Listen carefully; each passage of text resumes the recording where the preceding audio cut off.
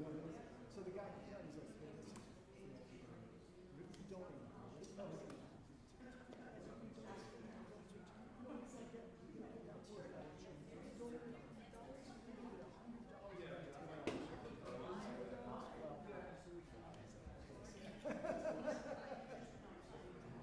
That's, yeah, I get it.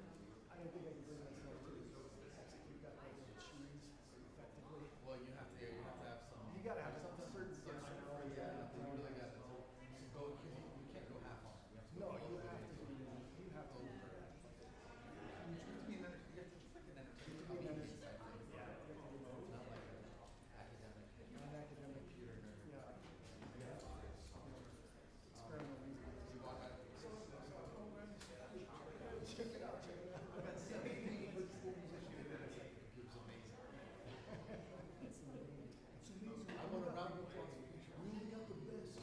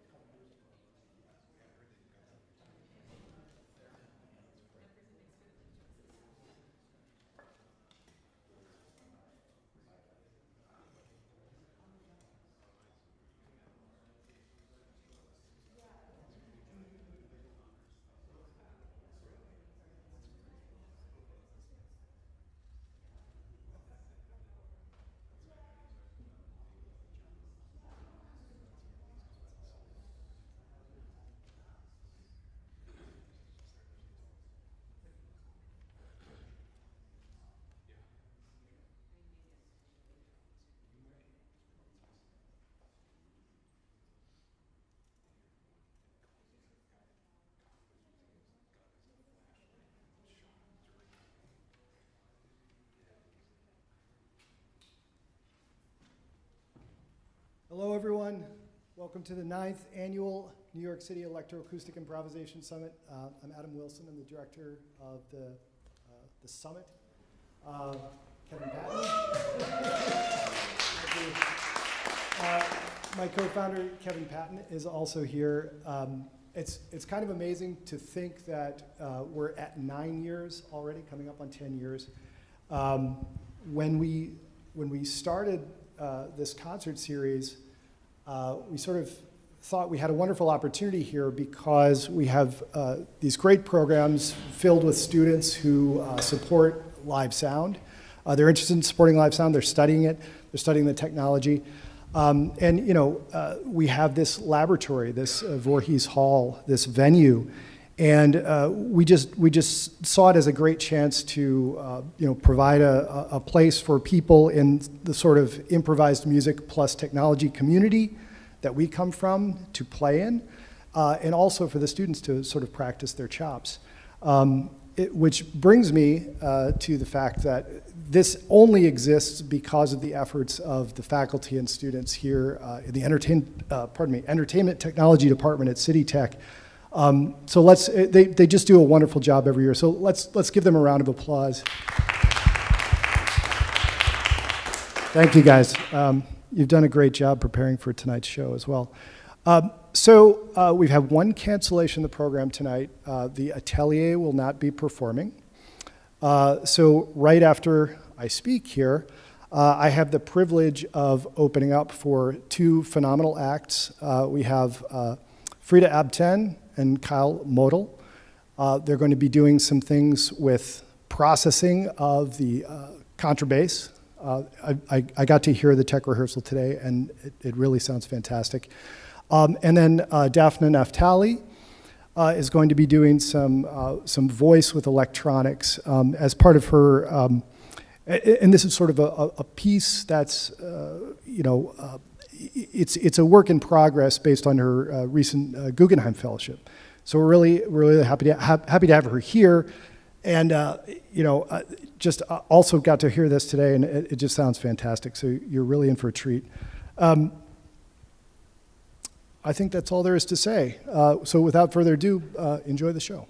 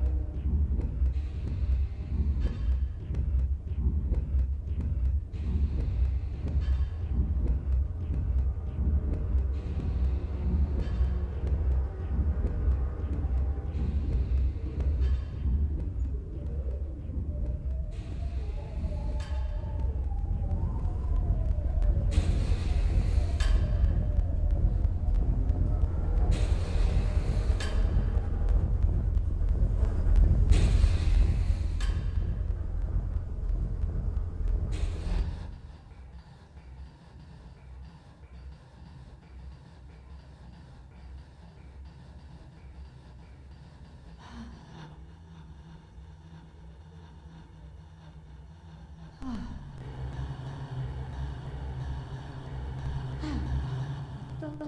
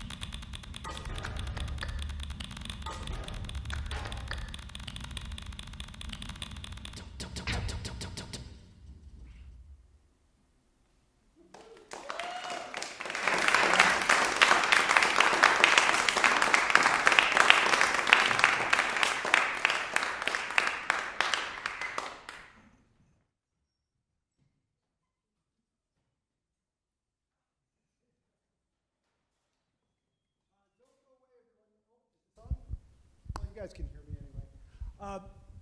Don't leave right away. We're going to clear some things off the stage.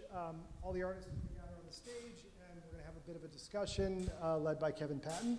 Oh, there we go.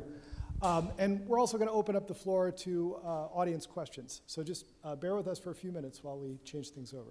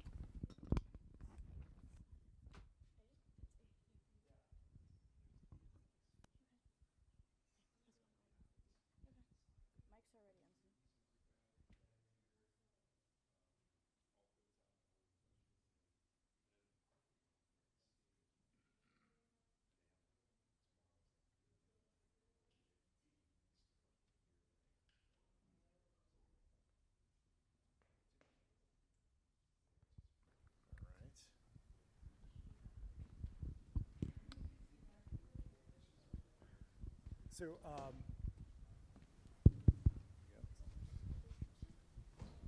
Kyle, Frida, Daphne, if you would join us.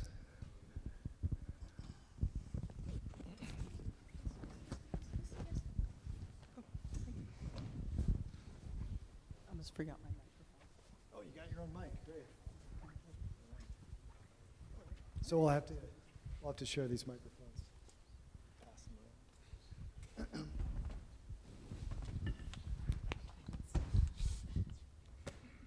Hello, hello, check.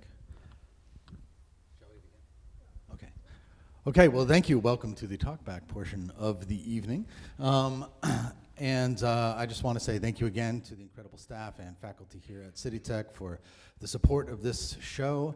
I know that it's a lot of kind of new configurations and some challenging audio routing, but you guys, every year the room sounds amazing. And you guys do a tremendous job, and we bring people in from all over, and they always have the same reaction about how great it sounds and how awesome the documentation is, and that's really a testament to y'all, so thank you.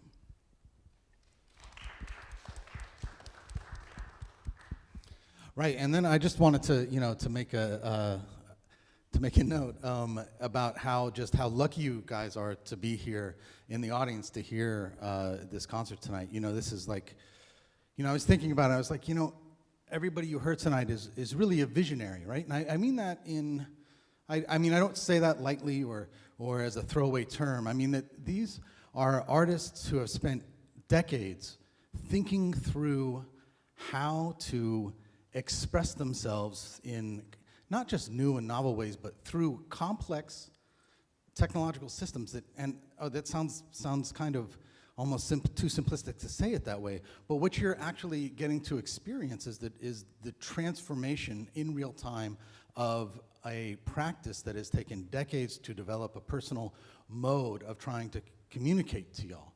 And I was thinking about that word visionary, and like, right, and I was thinking maybe we should really be more listenaries, right? You know, because like they are imagining ways for you to listen. And then I was thinking about listening, like how often are all of y'all in a place where you're silent and concentrating with groups of people who you may or may not know, and concentrating on the same kind of object, right? That's not a very common experience, I don't think. I think, you know, people who participate in religious things do that. I think sports events do that for us, I think, and concerts do that for us. I'm sure there's a couple of other things, but I also think that given the rarity of that capacity to give your time and concentration to something that was so special, I think I just wanted to acknowledge that and thank you all for bringing that to us tonight.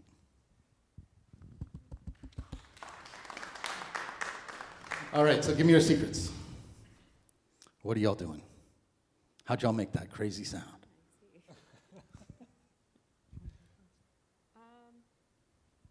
Sure. So I use a lot of different things when I'm making music. For this set, I was actually just working with software. I do also work with electronics. I do also write my own software, but here it was mostly working in Ableton.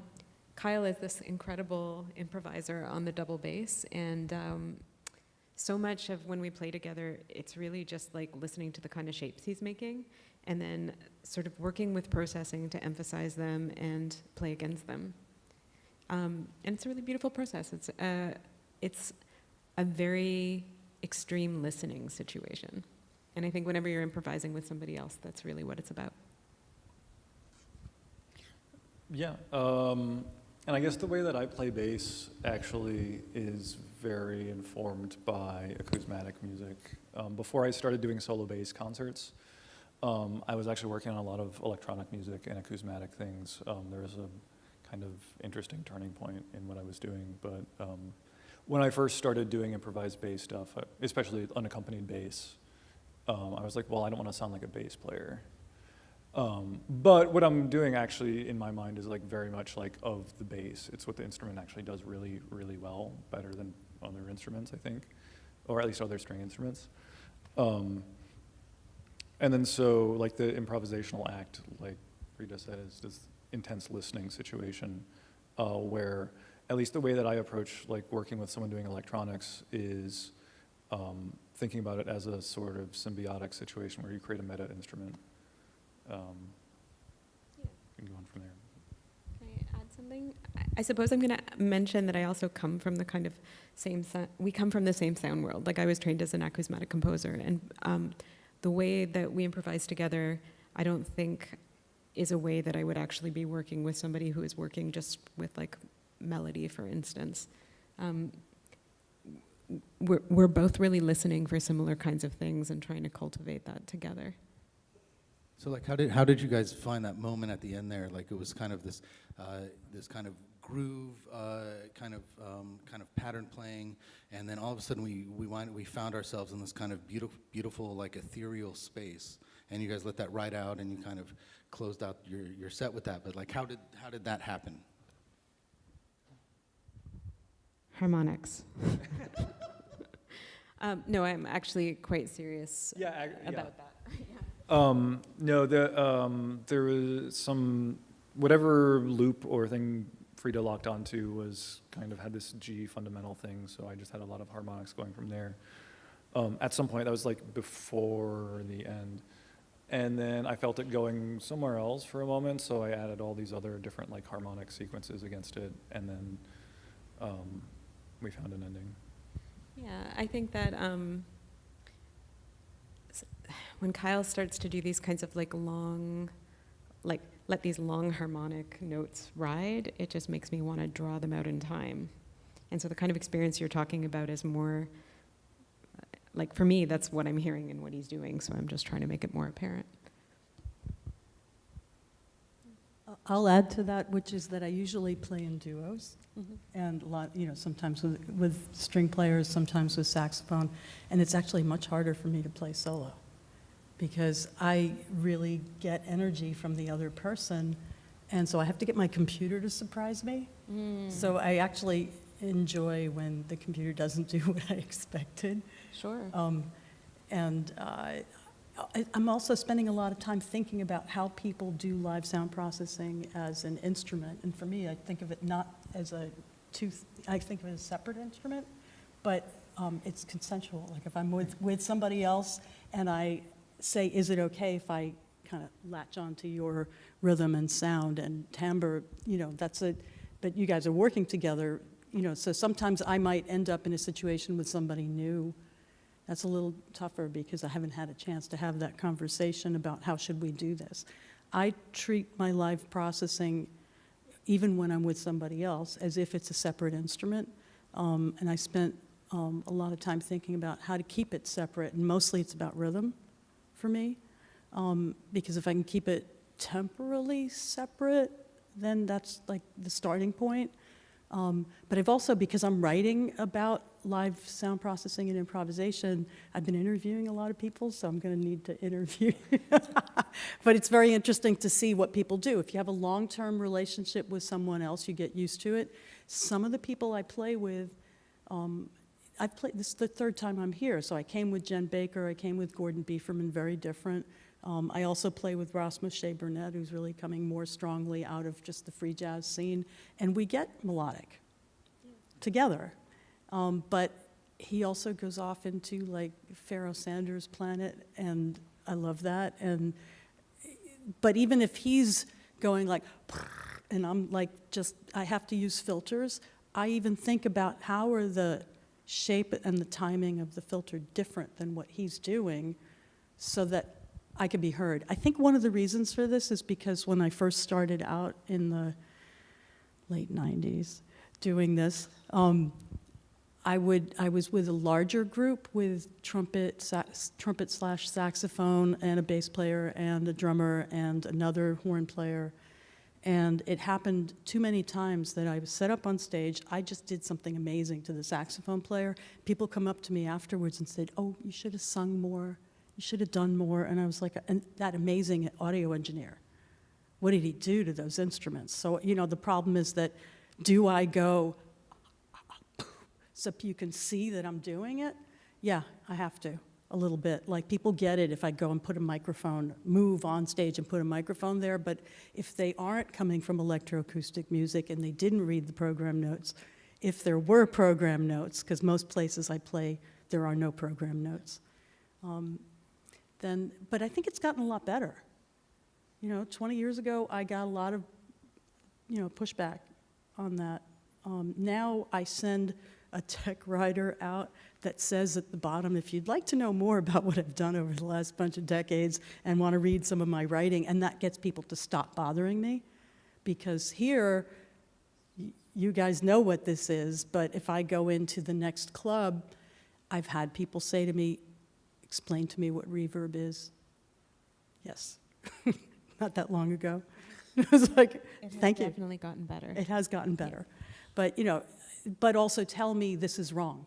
You can't do that. Or it's a voice, the electronics has to go like lower than the voice. So what I would do is I used to show up like at least 15 to 20 minutes added to my setup time to deal with the audio engineer. So I'd say, look, feedback, no feedback, feedback, no feedback, and then they'd say, cool, and then I was good. So it is a little bit still not an ordinary instrument, right? So you have to explain it a little bit. But now, if I explain somebody, this is what I'm going to do, they say, oh yeah, that's cool, somebody was here last week doing that.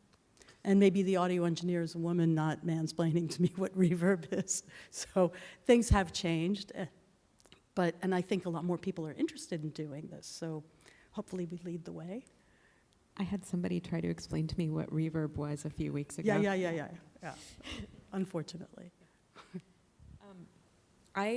just wanted to say that I think a lot like Kyle does, that sometimes we've only actually done, this is our second show together.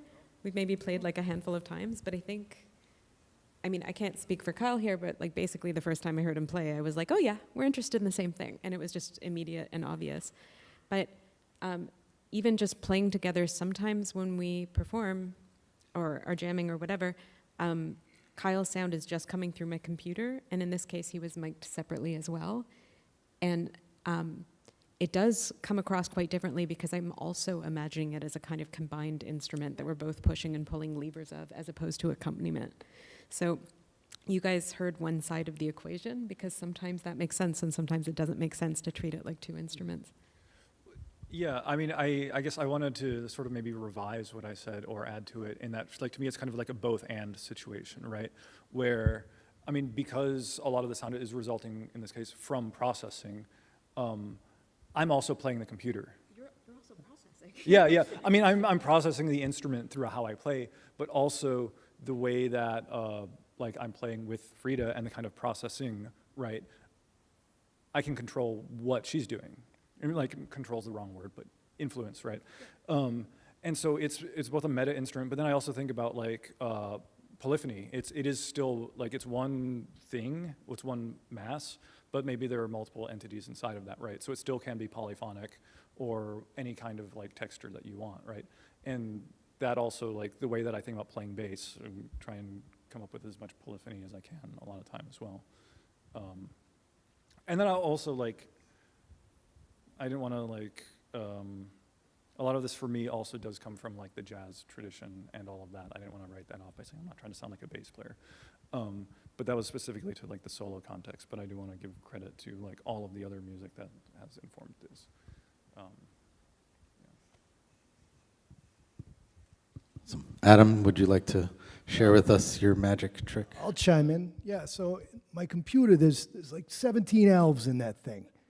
No, we were talking about this earlier. It's a little bit of an inside joke, but Daphne, what you were saying about working with another instrumentalist or another musician of any kind, yeah, you really draw lots of inspiration. There's a lot of listening happening, and yeah, I frequently play with a duo or trio, and yeah, you can really rely on the people that you're working with for source material. And I do the same thing when I'm playing solo. I have algorithms that I purposely write them so that they will surprise me, or I try to surprise myself. The 17 elves is just a system that I've used for and been elaborating for years and years. It's an artificial improviser. It builds a model of what I'm playing, and then it sort of elaborates on what I'm doing, more or less idiomatically according to a probability model that I map onto this thing. But yeah, I mean, it's hard to do. It's hard to surprise yourself, and there's really a lot of fertile ground when you're improvising, especially when you're improvising with somebody and it's only been a couple times. There's all this stuff, and then there's all this. If you've improvised with somebody for a really long time, then there are other benefits that come with that as well. You get to know each other's. You can sort of predict what's going to happen, and then you can turn on a dime and do these things that are, even though you're playing music that's not necessarily associated with a tradition directly, at least, you can sort of do things that would often only be possible if you had those sort of piano rolls playing in your head. I guess I wanted to ask, or just bring up the subject of timbre, because I think, Kyle, you played like every extended technique on the bass, and in one piece, and which is awesome. And I think this is sort of a hallmark of the music that we do. We've sort of moved away from experimentation with harmony, although we're still doing things with harmony and microtones and things like that. But really, timbre seems to be kind of king now. It's this last, I don't know, it's not unexplored, but it's sort of seems to be the locus of exploration now. And I wonder what you all think about that. I mean, this might be a bit of a spicy take, but I don't really think that what I'm doing is anything new. People have been doing this for a long time. And to me, like, I actually do, like, I don't like the phrase extended techniques because it actually, like, others the thing that I'm doing. It's extended in regards to what? Well, the classical tradition of what was, like, kind of, like, set up in the conservatory. And I understand why people use it, and I don't fault anyone. Like, you know what people mean when they say that. But, you know, language kind of controls us in a way, and the language that we use and the way that we think, right? So if you're using that and that's how you think about it, then you've kind of cut these things off. But, like, a lot of those techniques existed in different musical practices for a long time before things were codified the way that they have been. So the way that I think about doing this actually is really just, like, pushing the bass as far as I can. And, like, timbre is one part of that, but so is, like, rhythm and harmony and melody. And all of these things come together, and timbre can change the way that you perceive pitch. And, you know, you can really confuse things. And I think people hear things differently depending on that. You know, like, certainly I can hear pitch on bass better than any other instrument. That's because I'm really familiar with it, and I know I can just, like, visualize what's going on. But I think for me, there's a lot going on, and yeah, I'm developing kind of, like, new things timbrally and technically. But for me, none of it's not about the technique. The technique serves the music, and I'm trying to figure out how to push the music further. So for me, it's a question sometimes of, like, okay, well, I want to develop something more polyphonic, right? And that could be literally in terms of, you know, like, polyphonic harmony. So it's like, okay, well, how can I play a Scarlatti keyboard sonata on the bass and really make those two voices work, right? And that has pushed me into different technical directions, like figuring out how to do that and articulate that. But it also could be in terms of, like, how do I articulate different, like, timbral things, right? And it's always just pushing. I find that because I had a lot of different duo partners and everybody came from different scenes. So some people went to conservatory, some people, like I said, were just coming solidly out of free jazz. One person I play with is really a punk, you know, but I went to his gigs. Our music sounds very similar. I mean, similar in that we connect. We're both vocalists. That's Chuck Bettis. And I was like, oh, wow, it's the same music, only his gigs had completely different people showing up. But it means that sometimes the music is the same, and we have a meeting ground with experimental music and experimental electronics of many different scenes, and I've seen that in my duos. That means when I play with Gordon Bieferman, he doesn't really want to know what I'm doing. He just wants to respond to it, and he's like, he leaves that up to me. When I worked with Jen Baker, who I came as a trombone player a couple of years ago, I did the festival. She and I made a deck of cards that was like a composition because she wanted to know everything, right? Because she is also, you know, she's a specialist in multiphonics and really spends a lot of time thinking about extended or whatever we want to call it. She wrote the book on, you know, the next book on multiphonics. So that means we have a card that says, like, you know, something about timbre or something about the rhythm. For me, it's timbre and rhythm, by the way. The harmony, the people I get along with musically, though, it's in the back of their mind. It's never gone, right? So it's not like it's not there. It can't possibly not be there unless you are oblivious to it, right? So that's just a, you know, side thing. For me, it's more timbre and process. I think that I started making music by manipulating random sounds on my computer, like also late 90s, and my voice. And like melody and harmony were things that I sort of explored later on when I was trying to justify to people I was a musician. So I really tend to think about things just in terms of, like, the kinds of changes that I might be making when I'm controlling them, as well as the, like, timbral variation. And everything else happens after that. Those are my, like, basics. Yeah, there were some beautiful timbres. Yeah. Amazing. Should we, is there anyone out there who has a question they would like to ask the panel? I think someone is running around with a microphone. Oh. Yeah, that's okay, yeah.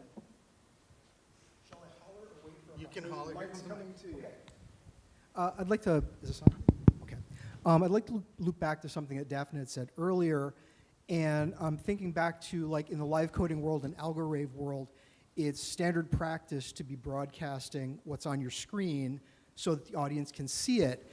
And it's interesting to me, obviously it's a very different world than this, but the audience engages differently because there's a very clear correspondence. You don't look like you're checking your email. You know, and why is that kind of restricted to that ghetto? I've never been to a concert like this where that has been taking place.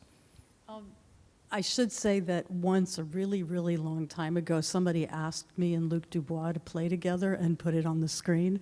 And I had to practice, because Max is not developed for that, and I'm using Max MSP, so I practiced adding objects in time with the music, because that was the only way it wouldn't interrupt my flow.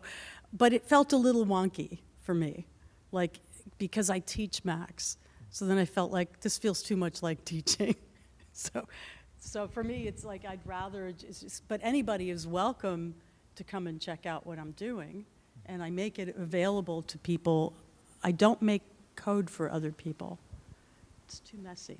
So I'm going to add something here, because this is actually something I think about a lot, okay? Like, actually, human perception is multimodal. It doesn't happen just in one sense. And our understanding of gesture and our understanding of temporal perception is way stronger when we're reinforcing it with our eyes as well as our ears. So the things that we see people doing also influence very strongly how we listen. And I don't want to say hate, because actually I love a lot of algorithmic music, and I know a lot of algorave composers, and I like all of this stuff, right? I love live coding, but I don't find the visual practice where you're just showing your code on screen gives you very much in terms of actually feeling the music. And in fact, I find it kind of distracting, because I'm like using my worst self to follow it, which is not my sensory self, to really understand what's going on. I have actually found, the problem that you're talking about is very real. If you think somebody's checking your email, or more importantly, if the movements of their body are not corresponding with what you hear, it is actually changing the way that you're going to perceive the motion and the music. There's no question about that. And that's why in electronic music right now, there's a lot of performance practices that basically amount to dancing on stage, which I think is actually totally valid, because as an artist, what you're really doing is communicating with your body how the audience should feel your music. And that turns out to be like a massively important part of performance practice on any instrument. Right? There is this other side of me that just says, close your eyes and listen. Because that's what I'm doing and that's what it's here for. But I think these are both totally valid attitudes to bring to like listening to electronic music. These are the challenges of working with technology that's not fundamentally embodied.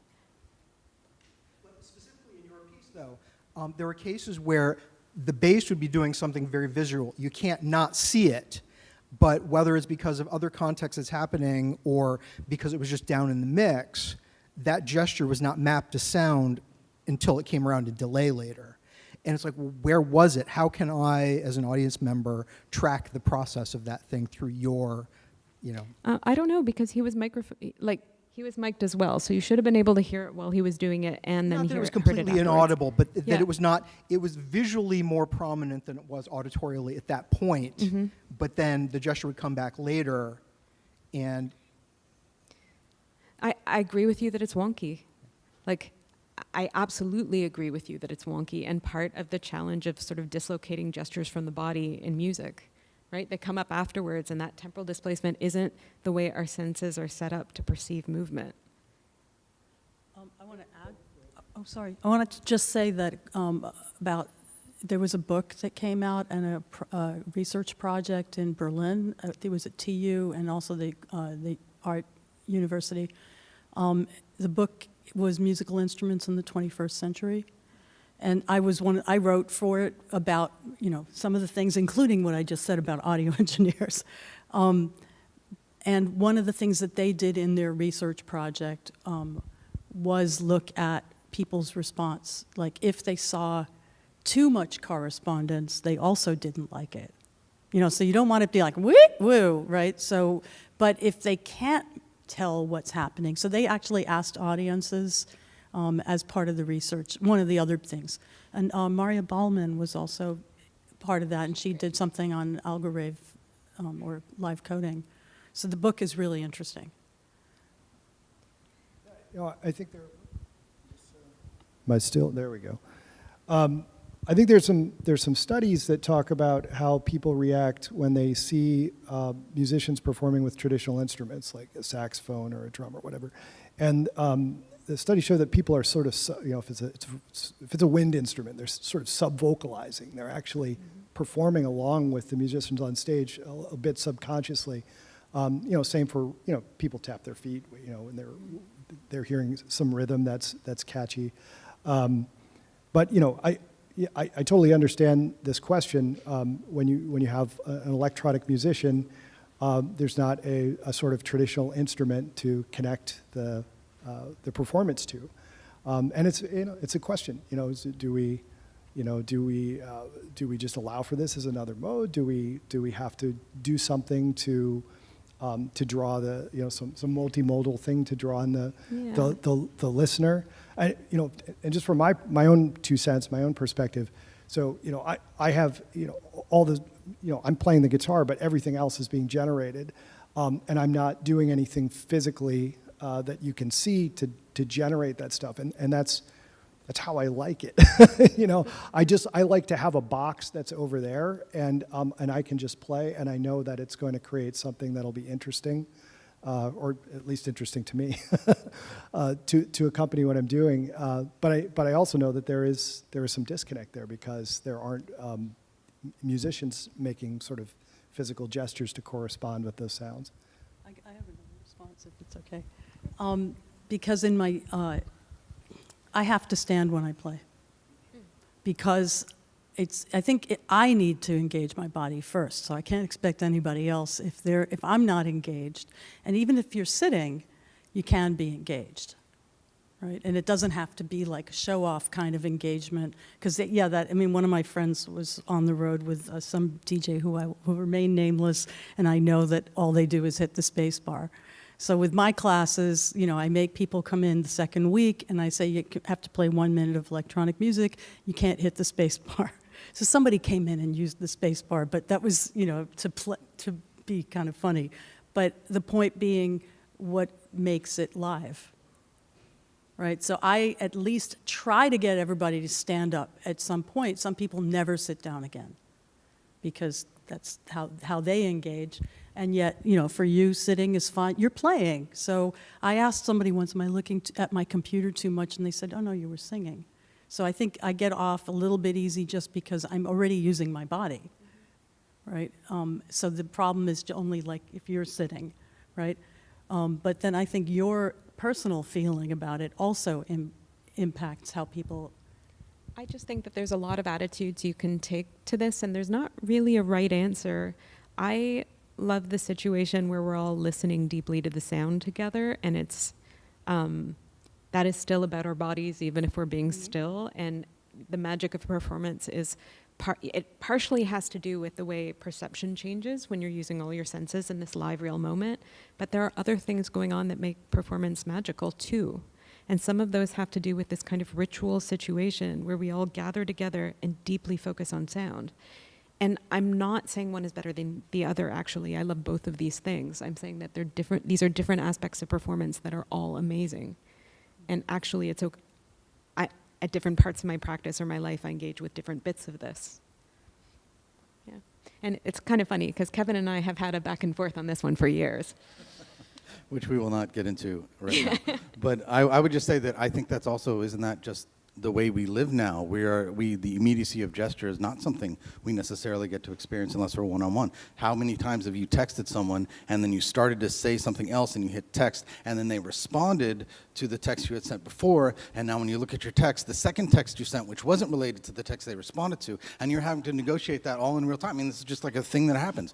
The way that we deal with bloody COVID and, the way we have everything's on Zoom now and things like this. So I think that what to me is so inspiring about electroacoustic musical practice, especially when it's performed live and especially when it's improvisatory, is that it reflects this kind of the immediacy of the cultural disconnect that we experience when everything gets mediated through technology. And that to me is like, I don't know if I have an opinion about its effectiveness in so much as I have the sensation that there's a community of people who are experiencing something that I'm also experiencing, whether or not I'm a part of the making of the music, just listening to it, because I feel 100% mediated by all this technology, 100% disconnected from it, and I'm 100% in love with it. Yeah. So, I am going to add one other thing, which is something that I wasn't like really aware of until I was speaking to a friend of mine a little while ago. Like both her and I actually experience quite a lot of movement from music without seeing things moving or from our bodies, and it is actually a synesthesia spectrum, like movement sound. So actually there's a fair amount of research that says we all have quite different experiences with how we perceive sensory motion. So for some of us, we might need to see it more with our eyes. There are other people who actually do not need that for the experience of motion. And it's not the kind of thing that we talk about very much as a society, that we don't all have the same sensory experience, but we don't. So I find this one really interesting, and it's been coming up a lot when I've been talking to different musicians, and I think there probably is something there about our relationships, like what relationships we have with technology. You know, how much sensory engagement do we get from this experience? It turns out not to be ubiquitous. It's different for different people. Yeah. thank you. Great question. Thank you. Yeah. Anyone else?